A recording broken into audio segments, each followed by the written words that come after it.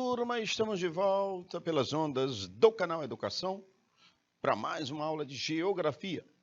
No episódio anterior, Tecnologia, Informalidade, Informalidade e Problemas Sociais, Macrocefalia, Inchaço Urbano, Efeitos da Covid, Crise no leste europeu, o conflito, aumento do preço do petróleo, enfim, os aspectos econômicos e geopolíticos que levaram e que levam, na realidade, a informalidade econômica, não só do Brasil, mundial. E agora, dando continuidade no nosso episódio, falando ainda sobre a informalidade, vamos falar sobre a questão do território. A economia informal e o território. O território, gente, é um espaço apropriado e delimitado a partir de uma relação de poder. Relação de poder.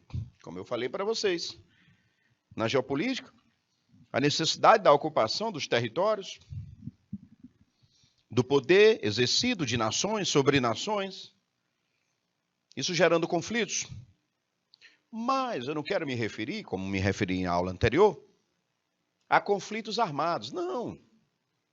Não quero aqui tratar de conflitos armados. Nessa aula, não. Eu quero tratar de um conflito tecnológico, comercial. Meus amigos, todos nós sabemos que na economia capitalista, da globalização, nós vivemos vários tipos de conflitos. Conflito não é só armado, não é só através de guerras. Não. Nós temos conflitos gerados através de disputas comerciais, por exemplo. Destaque hoje duas superpotências que estão travando uma verdadeira guerra comercial. Os Estados Unidos e a China.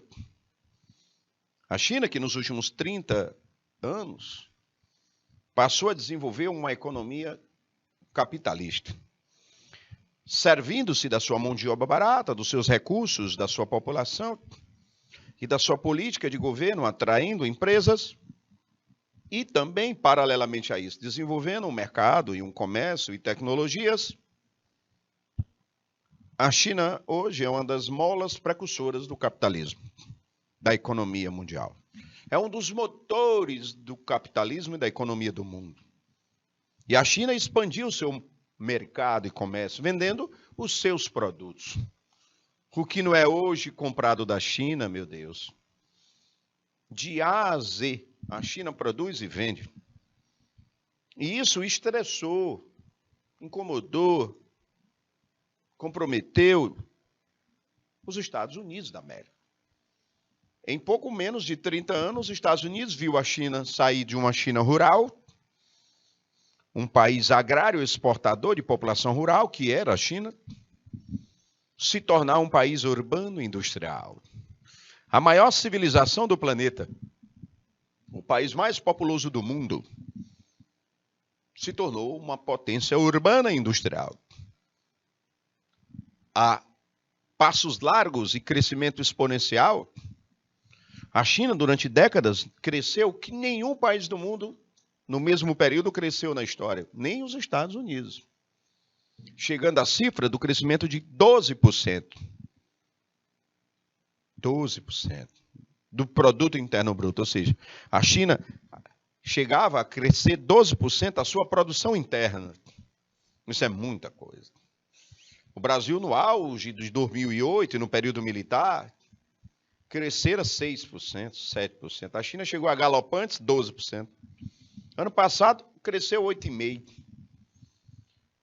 Rapidamente ultrapassou a geração de riqueza do Japão, se tornando o segundo país mais rico do mundo, que é o segundo maior gerador de riqueza, a China. E fala-se que daqui a alguns anos ou décadas, a China vai gerar mais riqueza do que o próprio Estados Unidos, se tornando futuramente, previsão economistas, né, e analistas econômicos, o país mais rico do mundo, futuramente. Isso irritou os Estados Unidos. Irritou ao ponto de gerar uma verdadeira guerra comercial entre os dois. Só que a China ela é de mão de obra barata, de incentivo fiscal, de controle trabalhista muito forte.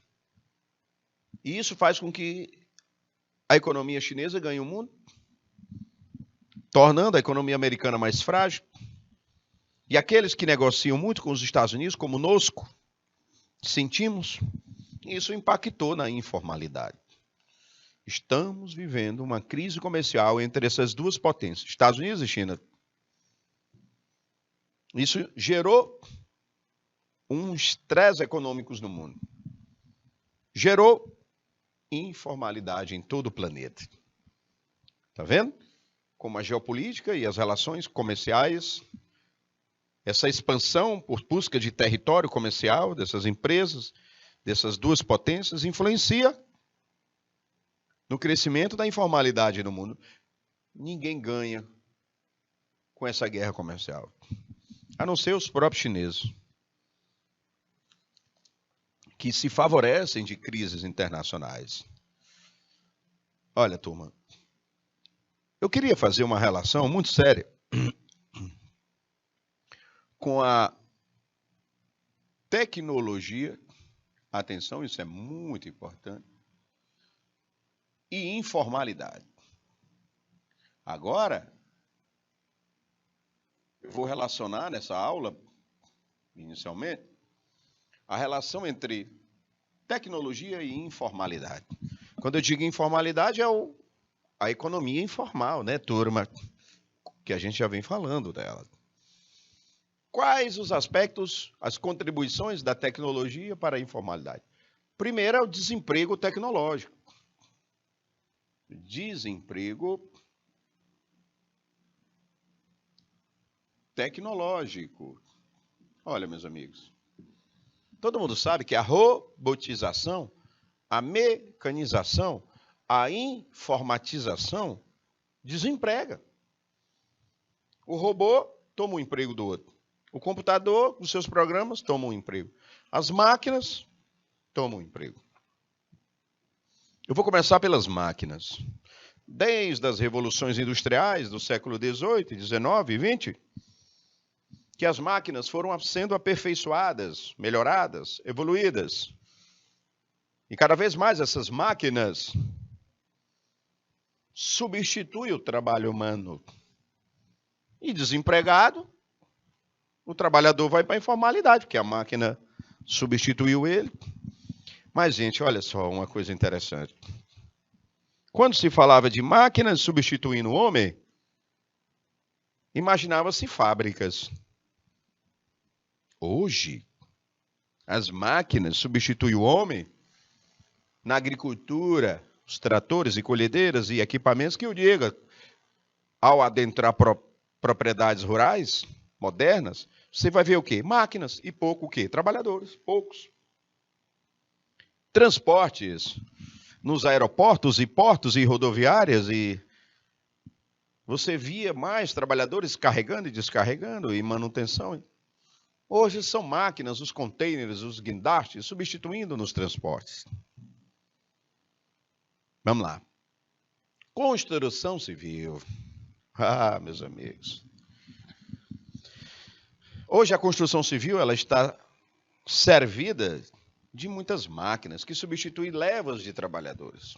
A produção da massa, o posicionamento das massas, as paredes, as máquinas que fazem pré-moldados. Gente, em poucos meses se constrói grandes prédios que demoravam vários anos. Lendo um pouco sobre isso na história, aqueles imensos arranha-céus históricos dos Estados Unidos, do World Trade Center, das Torres Gêmeas para trás, eles demoravam vários e vários anos para serem construídos. A Torre Eiffel passou mais de 10 anos para ser feita. O Cristo Redentor, da mesma forma. Hoje, essas grandes construções demoram meses, alguns anos apenas. Antigamente, os trabalhadores se envolviam em grandes obras, criavam filhos com aquela obra, trabalhando nela. Hoje, a operacionalidade, os a maquinofatura dentro das obras, a construção civil, é isso que eu quero dizer, emprega muito menos pessoas e mais máquinas. As máquinas substituindo o trabalho humano. Isso é tecnologia, né? A informática e a sua informatização das coisas. Eu vou dar um exemplo bem próprio no meu universo. As escolas. No início da minha carreira, 23 anos, estou indo para 24, nas escolas que eu trabalhava na época, na parte da digitalização, da mecanografia chamada, eu tinha muito mais profissionais naquele setor que tendo que digitar as provas, porque nós as entregávamos, a maioria, em recortes e xerox que eles tinham que digitar e escanear fotos. Eu me lembro quando a escola disse, não aceitamos mais materiais impressos, tudo tem que ser digitalizado. E nós passamos a entregar tudo digitalizado. Ao receber digitalizado em arquivo, em Word, os profissionais não teriam mais trabalho como era antes. E as máquinas de xerox muito mais modernas, o sistema de grampeamento, as máquinas já vêm, enfim, as máquinas, os programas, fazem com que menos trabalhadores precisem trabalhar naquela escola. Isso é desemprego. Olha, gente, hoje está tudo muito formatado. Aí vem aquela história que a gente sempre conversa. Essa economia informal, o uso das tecnologias, o desemprego tecnológico, o robô, a máquina, a informatização, os arquivos, os programas, fazem papel de pessoas e várias pessoas. Eu me lembro do tempo em que o rapaz vinha medir, registrar o contador de luz. Ele vinha, anotava, levava para a empresa, a Cepisa, na época, hoje Equatorial, aquelas anotações. Chegando lá, iam se contabilizar e preparar os talões de luz lá. Aí uma outra pessoa vinha na sua casa entregar o talão. Ele passava primeiro, anotava o consumo, levava para a Cepisa. Essa produzia o talão de luz que ele vinha deixar. Eu tinha 3 pessoas envolvidas nessa operação. O que vinha coletar, o que preparava o talão com sua equipe e o que vinha deixar. Foi o que aconteceu hoje? Hoje não, já há décadas. Ele chega com a maquininha aqui. Ao registrar o consumo, a maquininha já imprime. E ele já entrega. Ali, ele faz o papel de 3. Ele trabalha por 3. É só exemplos mínimos, básicos, caseiros, de como a tecnologia ela vem desempregando a passos largos. E já se fala dessa economia informal ou informatizada, essa imaterialização de tudo. Um outro exemplo é a economia compartilhada. Economia compartilhada. Olha, turma, a economia compartilhada é o Uber. Isso é informal. Qual é o tema da aula, né? Informalidade. O Uber é economia informal. O trabalhador da Uber ele não tem carteira assinada. Direitos trabalho. Tem não, gente. Ah, ele tem direito de trabalho. Tem não. De forma alguma. Não só do Uber, mas do iFood, por exemplo. Olha, gente, a economia compartilhada, ela está muito forte, ela avança muito forte. Antigamente você tinha as agências de turismo As agências que vendiam, locavam imóveis, as imobiliárias, os revendedores de carro, os corretores de veículos, os corretores de casa. Ah, eu quero vender minha casa, contratava um corretor. Quero vender meu carro, um corretor. Quero alugar minha casa, um imobiliário. Quero comprar uma passagem aérea, eu ia na agência. E aí? Hoje eu tenho aplicativos e redes sociais que fazem tudo isso. Eu quero alugar uma casa de praia, é o BNB, né? BNB. Lá você tem as casas e você escolhe, paga por lá o cartão, tá alugada a casa. Eu tenho um OLX que eu vendo meu carro, minha casa. Cadê o corretor? O corretor é o OLX. Eu vendo e dou um percentual para ele, economia compartilhada.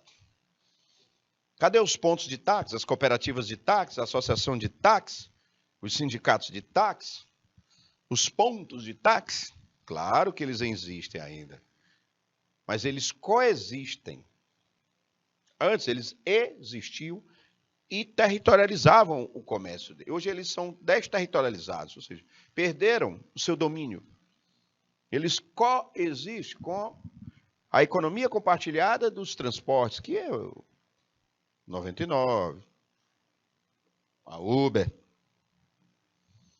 Isso quer dizer o quê? Muitos taxistas perderam ou diminuíram a sua renda porque viraram Uber. Economia informal, porque um taxista, turma, que tem um alvará, ele é registrado. Ele não é informal. Ele é um profissional autônomo, taxista, profissional liberal, prestador de serviço, com seu registro. E ele contribui para a Previdência, paga seus impostos, tem direito à aposentadoria, seguro trabalhista, ele tem direito a um plano de saúde através da cooperativa dele. Um taxista, ele é legalizado. Ele pode fazer um financiamento bancário como um taxista, ele pode entrar no programa habitacional como um taxista. Pode. Um aplicativo, um motorista por aplicativo? Não. Ele, através do seu aplicativo, presta serviço para uma economia compartilhada, uma Uber. Infelizmente, o ganho dele por cada corrida é muito menor. Isso mostra que a tecnologia, através da economia compartilhada, ela vai gerando informalidade. Olha, gente, então a tecnologia, ela gera informalidade porque ela desemprega e ela subemprega. É a mesma tecnologia que tira teu emprego e obriga você a trabalhar para ela ou através dela. O home office, casa, né? Home office. As pessoas que trabalham em casa, isso é economia informal. O home office. O home office, gente, não é só nos prestadores de serviço. Não, professor, eu trabalho home office, por conta própria. E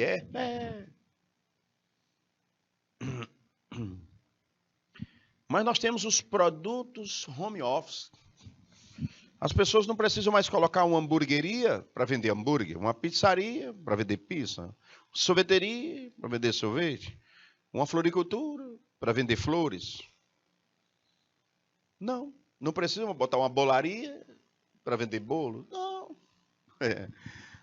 Home office, ela está em casa produzindo e através do iFood, cadastra-se da mesma facilidade como um motorista com seu carro particular, cadastra-se na Uber. Ela, que produz algum alimento ou sei lá o quê, cadastra-se na iFood, da casa dela lá. E aí, professor, se isso não existisse, nós teríamos ainda mais pizzaria, hamburgueria. E cada pizzaria que abre são pessoas que vão ser empregadas. Professor, isso vai corroendo a economia. Vai a chamada precarização do trabalho com a tecnologia. O trabalho fica precário, gente. Fica um trabalho informal tecnológico. E uma coisa interessante. Os trabalhadores informais são esses que são fragilizados economicamente e que tiveram que se render aos aplicativos e essa economia compartilhada. Esses, coitados. Não é bem assim, não, gente. Não é só eles, não. Vamos lá. A informalidade, a economia compartilhada da informalidade, ela já avançou para profissionais e profissões até de grande reconhecimento na sociedade, gente. Olha, nós já temos aplicativos de economia compartilhada para atendimento médico, o Doctor. Os médicos cadastram-se nos aplicativos e os pacientes, da mesma forma como outras economias compartilhadas, acessam o aplicativo e a partir dali eles fazem a consulta e o agenciamento do médico, do seu tratamento, da sua consulta. Olha aí, quem me diria que um médico passaria a atender dessa forma informal? Arquitetos, engenheiros, advogados. Hoje nós temos já, e bem avançados, esses aplicativos cujos esses profissionais médicos, arquitetos, engenheiros, nutricionistas, cadastram-se da mesma forma do motorista na Uber. E assim, uma economia compartilhada, ela vai avançando a passos muito largos. E cada vez que ela avança, aumenta o número de trabalhadores informais. Porque independente da profissão que você desenvolva, ao cadastrar-se nesses aplicativos para cada serviço, você está praticando a economia informal. Então, turma, é uma realidade. Então, eu quis associar aqui, nesse momento, a relação da tecnologia com... E a informação, e a economia informal e o Estado, o poder público. Porque o Estado é um conjunto de instituições públicas que administram o território. Olha, meus amigos, o Estado, o poder público, contribui para a economia informal, sim. Como? O Estado ele contribui para a economia informal quando ele desprestigia o trabalhador, não qualificando ele. Não qualificando. Olha, meus amigos, é sério. Nós vivemos hoje falta de políticas educacionais, de qualificação, porque o que tira o trabalhador do emprego nem sempre é a falta de emprego, como também é a falta de qualificação profissional. Educação. Se nós não temos mão de obra qualificada, um trabalhador desqualificado, que não estudou, se qualificou, se pós-graduou, se especializou, se atualizou na tecnologia, esse trabalhador, ele dificilmente vai ter acesso a um emprego formal. Até porque, paralelo a isso, as tecnologias de cada emprego exigem cada vez mais dele. Olha só. O trabalhador precisa mais entender, ou tanto entender, da tecnologia como da sua própria profissão. Antigamente, o professor ele precisava saber o quê? Dar aula. O engenheiro precisava fazer, construir casa. O médico, consultar um paciente, examiná-lo, entender o básico dos exames da época e ali o tratamento ou intervenção. Hoje o médico, tanto quanto o conhecimento da profissão, da sua ciência médica, ele precisa estar interagido, atualizado e aperfeiçoado, especializado na tecnologia da profissão. Professor.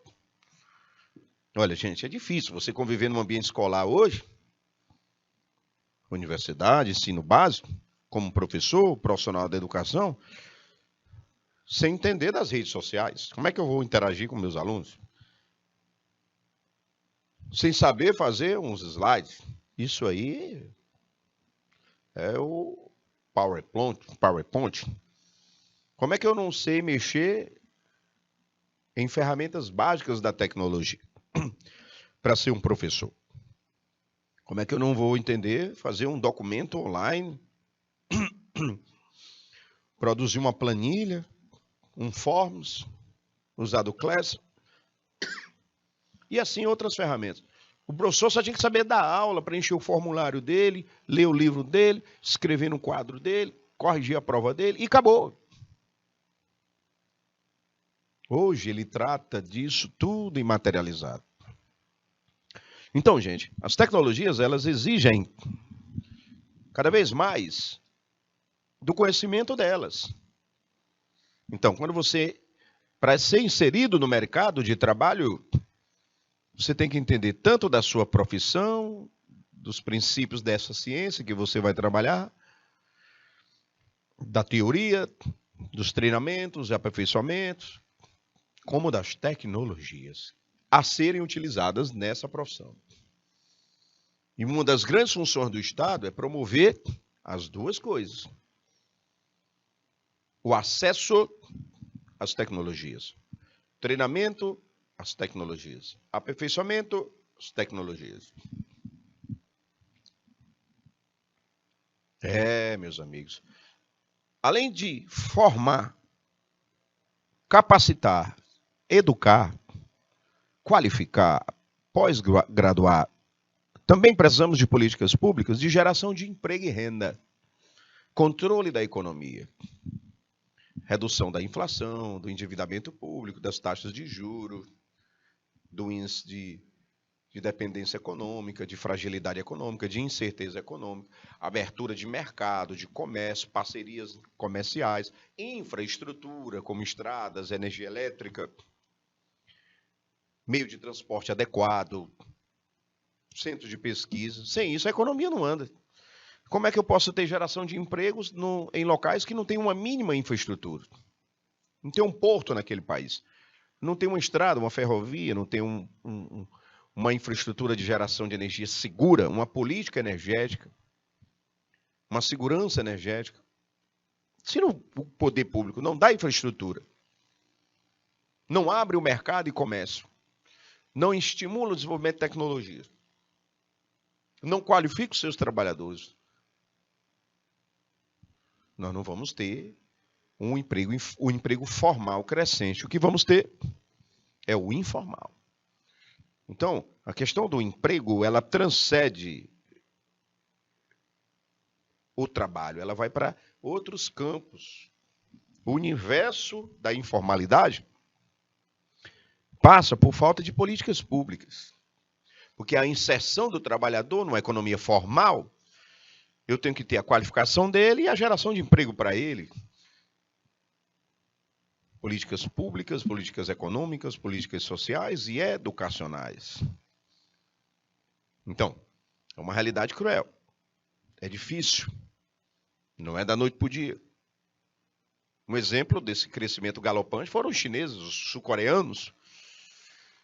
O governo sul-coreano, de 30 anos para cá, pensou exatamente dessa forma. Disse, não, peraí, eu vou gerar infraestrutura, eu vou gerar qualificação, vou gerar mercado, vou gerar comércio, controle inflacionário, redução das taxas de juros, aumento do poder de compra, mais crédito. Paralelo a isso, eles investiram maciçamente em educação. Fizeram um acordo. 7% do PIB vai ser só para educação. E fizeram isso. Que no Brasil é menos de 1%. E olha lá. Foi o que aconteceu com a Coreia do Sul. Há 30 anos, a Coreia do Sul era pior do que o Brasil.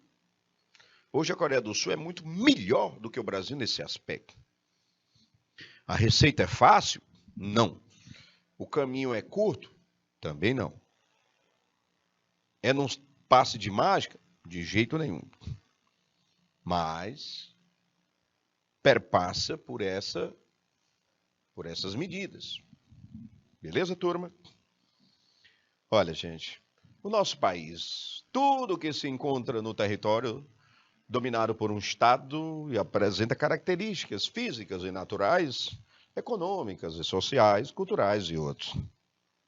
Quando eu falo de país, gente, eu falo do Brasil, de um Estado-nação, de um povo, de uma identidade própria, de uma certa unificação nacional. Eu estou atrelado agora, nesse momento, é que a informalidade, ela também é alimentada pela falta de uma união nacional.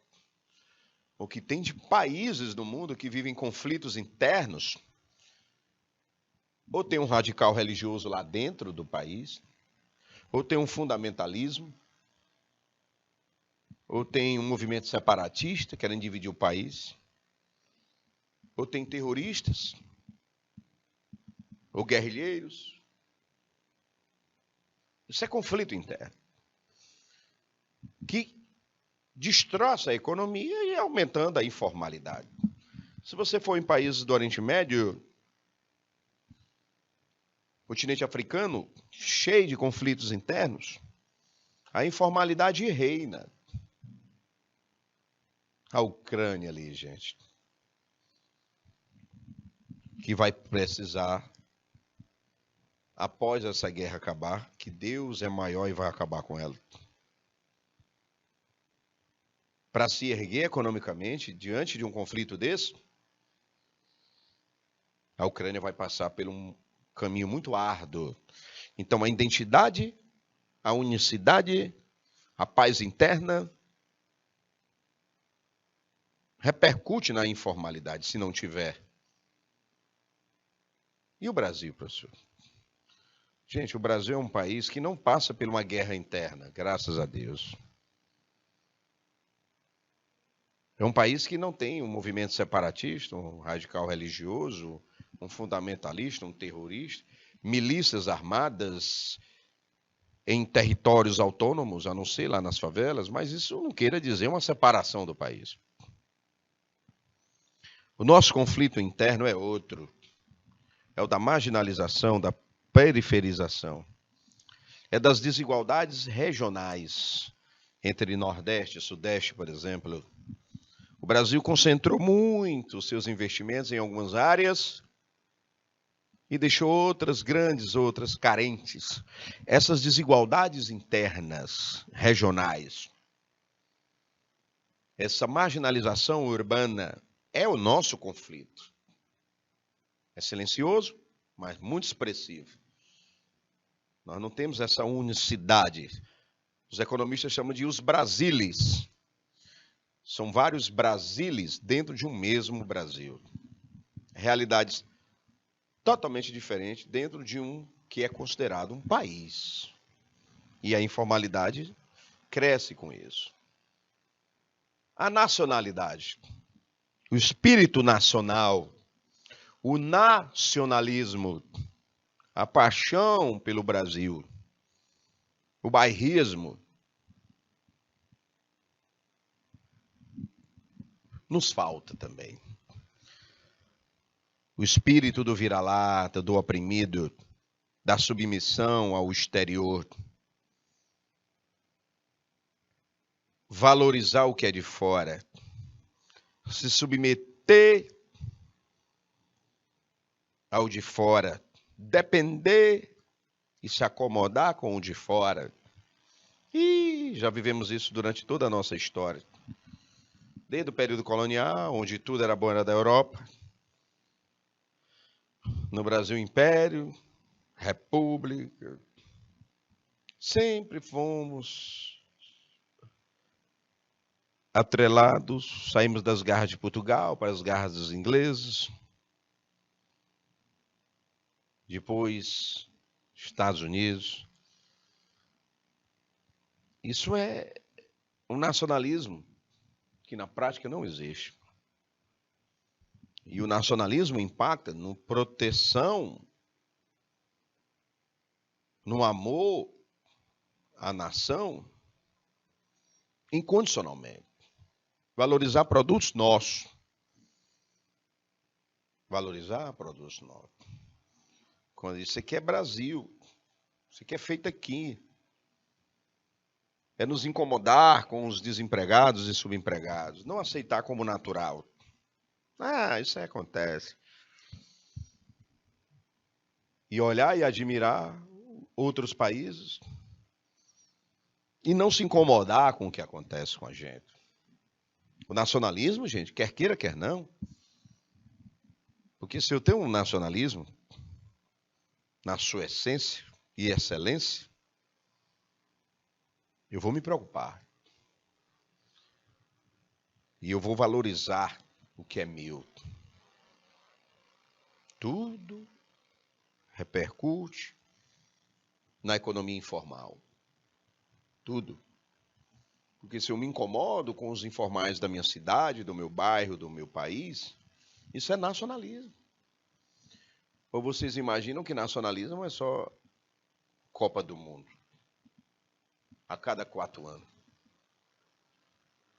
Nacionalismo é muito mais. Muito mais mesmo. Olha, a nossa população absoluta, ela é grande, gente. Nós somos mais de 215 milhões de brasileiros. E um pouco de estrangeiros que vivem aqui. Nós temos uma mão de obra grande. Eu me lembro dos militares, não porque eu era muito novo, mas eu sou da década de 70. Nasci em pleno período ditatorial. E os militares diziam, o Brasil é o país do futuro. Porque na época deles, nos anos 70, nós tínhamos muitos jovens. E eles entendiam assim, se hoje, lá na época, né, temos muitos jovens, no futuro, que é agora, nós teremos um grande número de adultos para trabalhar. E aí o Brasil é o país do futuro, por isso. E realmente nós temos um grande número de adultos.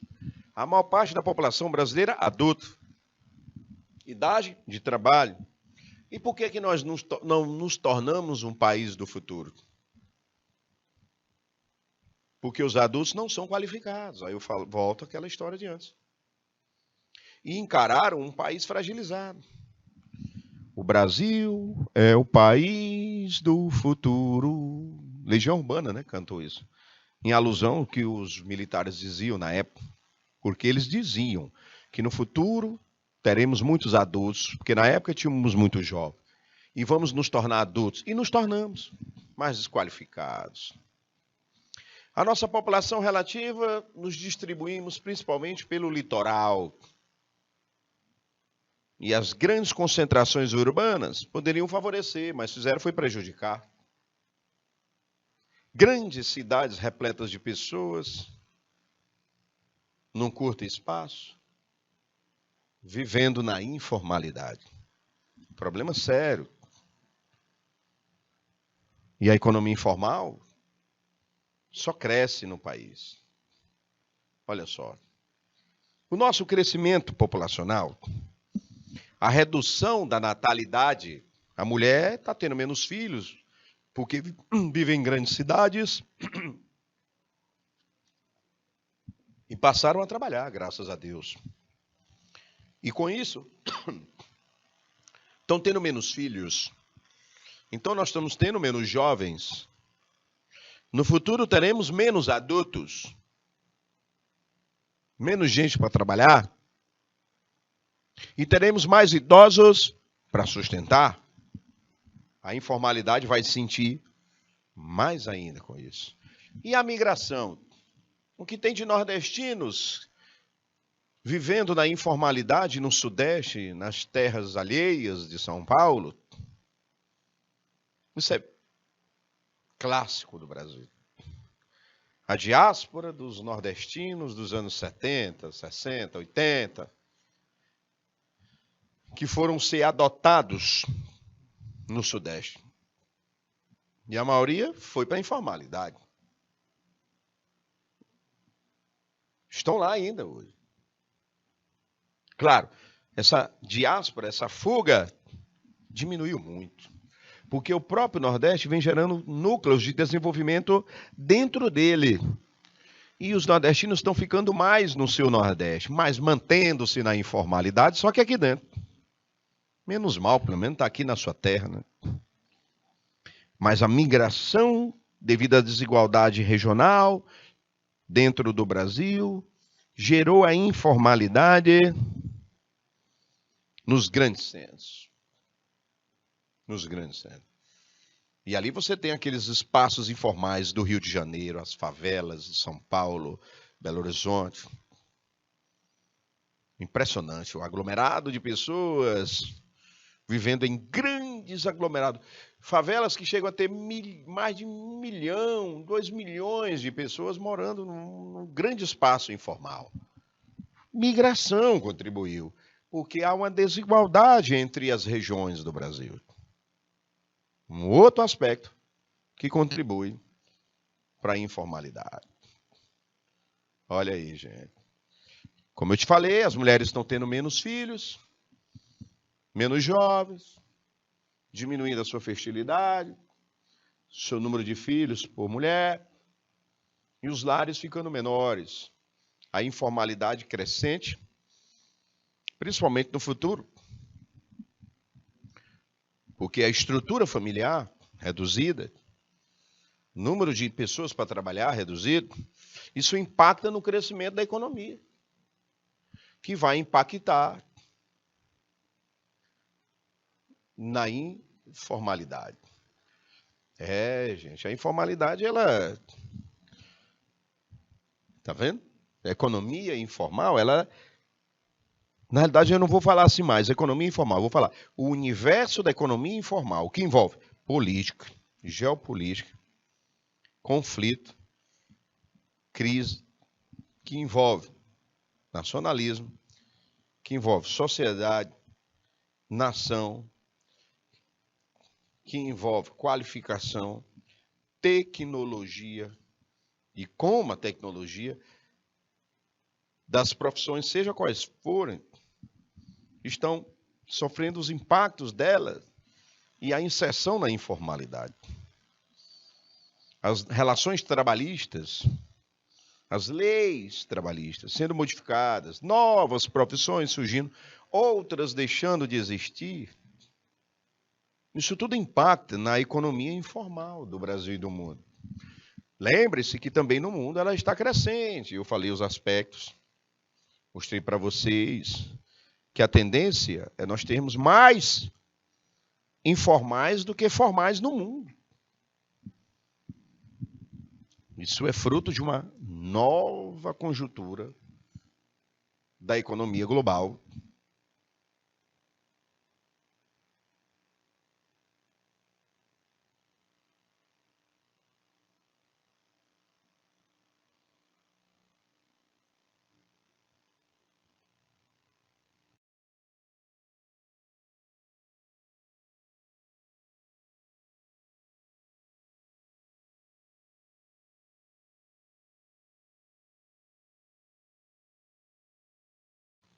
Aí chegou agora um formal que está aqui.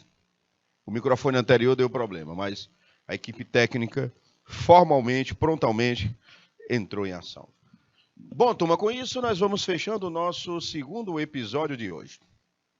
Economia informal, relacionado à política, geopolítica, comércio, tecnologia, ações do governo, ações de Estado, que é diferente de governo.